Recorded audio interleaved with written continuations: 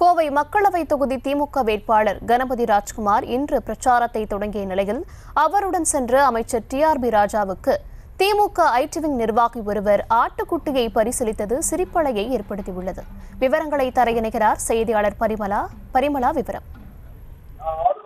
வணக்கம். கோவை மருதமலையில் அமைச்சர் டிஆர்பி ராஜா அவர்களுக்கு ஆடு வழங்கிய திமுக ஐடி வங்கி நிர்வாகி இந்த வீடியோ காட்சிகள் தற்பொழுது சமூக வலைதளங்களில் வேகமாக பரவி வருகிறது. கோவை நாடாளுமன்ற தொகுதி திமுக வேட்பாளராக களம் காண்கிறார் கணபதி ராஜ்குமார் அவர்கள். இன்று காலையில் மருதமலையில் இருந்து பிரச்சாரத்தை துவங்கியிருக்கிறார். காலை மருதமலை கோவிலில் சுவாமி தரிசனத்தை செய்த பின்னர் மருதமலை அடிவாரத்தில், அதாவது மலைவாழ் மக்களிடமிருந்து பிரச்சாரத்தை முன்னெடுத்திருக்கிறார். இந்த நிலையில் உடனிருந்த தமிழக தொழில்துறை அமைச்சர் டிஆர்பி ராஜா அவர்களுக்கு திமுக ஐடி விங் மருதமலை பகுதி ஒருங்கிணைப்பாளர் விக்னேஷ் என்பவர் ஆட்டுக்குட்டி ஒன்றையும் பரிசாக வழங்கி இருக்கிறார். இந்த வீடியோ தற்பொழுது சமூக வலைதளங்களில் வேகமாக பரவி வருகிறது.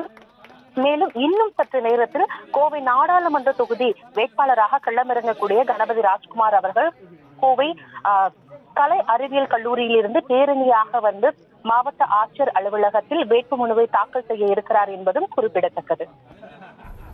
விவரங்களுக்கு நன்றி பரிமளா.